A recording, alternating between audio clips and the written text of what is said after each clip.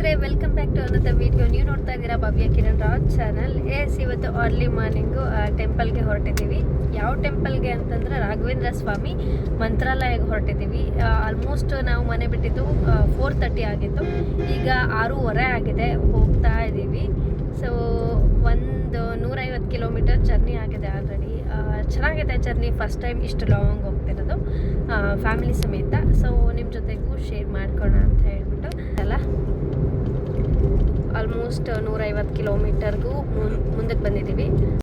ನಾವು ಚೂಸ್ ಮಾಡಿರೋ ರೋಡ್ ಬಂದು ಮಂತ್ರಾಲಯಕ್ಕೆ ಹೋಗೋಕ್ಕೆ ಮೊದಲು ಚಿಕ್ಕಬಳ್ಳಾಪುರ ಟು ಬಾಗೇಪಲ್ಲಿಯಿಂದ ಅನಂತಪುರ ಮೇಲೆ ಗುತ್ತಿ ಅಂತ ಬರುತ್ತೆ ಅನಿಸುತ್ತೆ.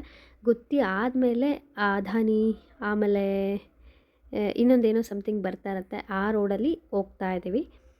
ತುಂಬ ಎಂಜಾಯ್ ಮಾಡಿದ್ದು ಅಂತಂದರೆ ನಾವು ಈ ಟ್ರಾವೆಲನ್ನೇ ಸತತ ಒಂದು 5-6 ಗಂಟೆ ಟ್ರಾವೆಲ್ ಮಾಡಿದ್ದು ತುಂಬ ಖುಷಿ ಕೊಡ್ತು. ಇನ್ನು ಟೋಲೆಲ್ಲ ನಮಗೆ ಬಂದು 4 ಕಡೆ ಟೋಲ್ ಬಂತು. ಒಂದು ಅರೌಂಡ್ 600 to 700 ಟೋಲ್ಗೆ ಹೋಯ್ತು, ಹೋಗೋದಕ್ಕೆ ಬರೋದಕ್ಕೆ ಸೇರಿ. ಚೆನ್ನಾಗಿತ್ತು, ಒಂಥರ ಹೊಸ ಎಕ್ಸ್ಪೀರಿಯನ್ಸು. ಎಲ್ಲೋ ಒಂದು ಕಡೆ ಬೇಜಾರು ಅನಿಸಿದ್ದು. ಈ ಕಡೆ ಬಂದುಬಿಟ್ರೆ ತುಂಬ ಹಿಂದುಳಿದ ಜನನ ನಾವು ನೋಡ್ಬೋದು. ತುಂಬ ಹಳೇ ಪದ್ಧತಿ ಇದೆ. ಸರಿಯಾಗಿ ನೀರಿಲ್ಲ ಅವರಿಗೆ. ಅವರು ನೀರಿಗಾಗಿ ತುಂಬ ಡಿಪೆಂಡೆಂಟ್ ಆಗಿದ್ದಾರೆ. ನೋಡ್ತಿರ್ಬೋದು ಭೂಮಿ ಮತ್ತು ಬೆಟ್ಟಗಳು. ಇಲ್ಲಿ ಎಲ್ಲೂ ಕೂಡ ತೋಟಗಳು ಕಾಣಿಸ್ಲಿಲ್ಲ ನಮಗೆ. ಒಂಥರ ಸೋರ್ಸ್ಲೆಸ್ ಅಂತಲೇ ಹೇಳ್ಬೋದು. ಇನ್ನು ಸೃಷ್ಟಿಯ ನಿಯಮನೋ ಅಥವಾ ಏನು ವಿಧಿನೋ ಗೊತ್ತಿಲ್ಲ. ನಮ್ಮ ಕಡೆ ಜೀವನ ನೋಡಿದಾಗ ಈ ಕಡೆ ಹೇಗಪ್ಪ ಬದುಕ್ತಾರೆ ಅನಿಸ್ಬಿಡುತ್ತೆ. ಏಕೆಂತಂದರೆ ನೀರಿಗಾಗಿ ಕಾಯ್ತಾರೆ, ಜೊತೆಗೆ ಸೆಕೆ ಜಾಸ್ತಿ, ಬಿಸಿಲು ಜಾಸ್ತಿ. ಫೈನಲಿ ನಾವು ಕೂಡ ಮಂತ್ರಾಲಯಕ್ಕೆ ರೀಚ್ ಆದ್ವಿ. ನಾವು ರೀಚ್ ಆಗೋ ಟೈಮ್ಗೆ 10:15 ಆಗಿತ್ತು ಅನಿಸುತ್ತೆ. ನೋಡ್ತಿರ್ಬೋದು ಕ್ರೌಡ್ ಹೇಗಿದೆ ಅಂತ. ಹೀಗಿದ್ದರೂ ಕೂಡ ಸ್ವಲ್ಪ ಜನ ಕಮ್ಮಿನೇ ಇದ್ದಾರೆ, ಅಷ್ಟೊಂದು ಇಲ್ಲ ಅಂತ ಇದ್ದರು ಅಲ್ಲೆಲ್ಲನೂ. ನನಗನ್ಸಿದ್ದು ಇಲ್ಲಿ ಇನ್ನು ಸ್ವಲ್ಪ ಏನಾದರೂ ಪಾದಚಾರಿಗಳಿಗೆ ವ್ಯವಸ್ಥೆ ಮಾಡಬೇಕಿತ್ತು. ಬಿಸಿಲಲ್ಲಿ 10-10:30 ಫುಲ್ ಕೆಂಡ ಥರ ಆಗಿಬಿಟ್ಟಿದೆ ನೆಲ ಎಲ್ಲ. ಅದರಲ್ಲೇ ಜನ ಓಡಾಡಬೇಕಾಗುವಂಥ ಪರಿಸ್ಥಿತಿ. ಫೈನಲಿ ಒಂದು 1/2 ಅವರಲ್ಲೆಲ್ಲ ನಾವು ಒಳಗಡೆ ಹೋದ್ವಿ.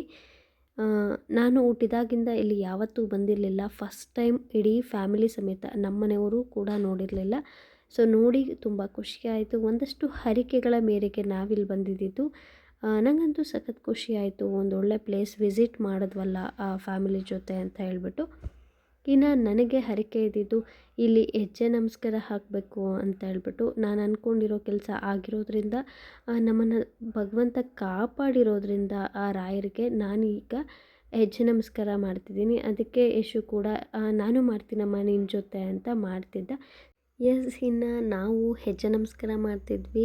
ಕಿರಣ್ ಹೇಳ್ತಾಯಿದ್ರು, ಇನ್ನು ದೇವಸ್ಥಾನ ಫುಲ್ ಒಂದು ರೌಂಡ್ ಬರಬೇಕು, ಸ್ವಲ್ಪ ದೂರಕ್ಕೆ ಹೆಜ್ಜೆ ಹಿಡಿ ಅಂತ. ಜೊತೆಗೆ ಆಶೀರ್ವಾದ ಕೂಡ ಮಾಡ್ತಾಯಿದ್ರು. ಬನ್ನಿ ಬೇಗ ಬನ್ನಿ, ನನ್ನ ಆಶೀರ್ವಾದನೂ ನಿಮಗೆ ಸಿಗುತ್ತೆ ಅಂತ. ಸೊ ಹಾಗೇ ಫನ್ ಮಾಡ್ಕೋತಾ ನಮ್ಮ ಒಂದು ಹರಕೆಯನ್ನು ಮುಗಿಸಿದ್ವಿ. ಜೊತೆಗೆ ಇಲ್ಲೇ ಒಂದು ಸ್ವಲ್ಪ ಹೊತ್ತು ಕೂತಿದ್ದು ಅಲ್ಲಿ ಪ್ರದರ್ಶನಕ್ಕೆ ಅಂತ ಇಟ್ಟಿದ್ದ ಆ ರಾಯರ ಮೂರ್ತಿಗಳನ್ನೆಲ್ಲ ಒನ್ಸ್ ನೋಡ್ತಾ ಇದ್ವಿ. ತುಂಬ ಪ್ರಶಾಂತವಾಗಿ ಚೆನ್ನಾಗಿತ್ತು, ಆರಾಮಾಗಿತ್ತು. ಸೊ ಬೇಗನೂ ದರ್ಶನ ಆಯಿತು. ಅದೊಂದು ಖುಷಿ ಆಯಿತು. ಇವತ್ತು ನಾವು ಹೊರಗಡೆ ಬರ್ತಿದ್ದಂಗೆ ಇನ್ನಷ್ಟು ಜಾಸ್ತಿ ಕ್ರೌಡ್ ಆಗಿತ್ತು ಕೂಡ. ನಾವು ಬೇಗ ಹೋಗಿದ್ದಕ್ಕೆ ಒಂದು ಸ್ವಲ್ಪ ಪರವಾಗಿಲ್ಲ. 11 ಗಂಟೆಗೆಲ್ಲ ನಾವು ದರ್ಶನ ಮುಗಿಸಿ ಅಲ್ಲೇ ಕೂತ್ಕೊಂಡಿದ್ವಿ ಹೊರಗಡೆ. ನೋಡ್ತಿದ್ದೀರಲ್ಲ, ಈ ಮೂರ್ತಿ ತುಂಬ ಚೆನ್ನಾಗಿತ್ತು. ಅದ್ರ ಮುಂದೆ ಕೂತ್ಕೊಂಡು ನಮ್ಮ ಕಷ್ಟಗಳನ್ನೆಲ್ಲ ಹೇಳ್ಕೋಬೇಕು ಅನಿಸುತ್ತೆ. ಅಲ್ಲೊಂದು ಲೈನ್ ಬರೆದಿದ್ರು, ತುಂಬ ಚೆನ್ನಾಗಿತ್ತು. ಕಷ್ಟಗಳು ಕೇಳಿ ನಮ್ಮ ಜೊತೆ ರಾಯರಿದ್ದಾರೆ, ನೀವೇನು ಮಾಡೋಕ್ಕಾಗಲ್ಲ ಅಂತ ಹೇಳ್ಬಿಟ್ಟು. ಅದು ತುಂಬ ಚೆನ್ನಾಗಿ ಕನೆಕ್ಟ್ ಆಯಿತು ನನಗಂತೂ. ಇದನ್ನು ಮುಗಿಸಿ ಪಂಚಮುಖಿ ಆಂಜನೇಯ ಟೆಂಪಲ್ ನೋಡಿಕೊಂಡು ನಾವು ಮನೆಗೆ ರಿಟರ್ನ್ ಆದ್ವಿ. 5 ಅವರ್ ಹೋಗಿತ್ತು, 5 ಅವರ್ ಬಂದಿತ್ತು. ಇನ್ನು ಸ್ವಲ್ಪ 1-2 ಅವರ್ 3 ಅವರ್ ಅಲ್ಲಿ ಇದ್ವಿ ಅಷ್ಟೇ. ಹೋಪ್ ಈ ವಿಡಿಯೋ ನಿಮಗೆ ಇಷ್ಟ ಆಗಿದೆ ಅಂತ ಭಾವಿಸಿದ್ದೀನಿ. ದಯವಿಟ್ಟು ಸಬ್ಸ್ಕ್ರೈಬ್ ಆಗಿ ನೀವು ಖುಷಿಯಾಗಿರಿ, ನಿಮ್ಮ ಸುತ್ತಲೂ ಇರೋರನ್ನು ಖುಷಿಯಾಗಿಟ್ಕೊಳ್ಳಿ. ಟಿಲ್ ದೆನ್ ಟೇಕ್ ಕೇರ್, ಬಾಯ್.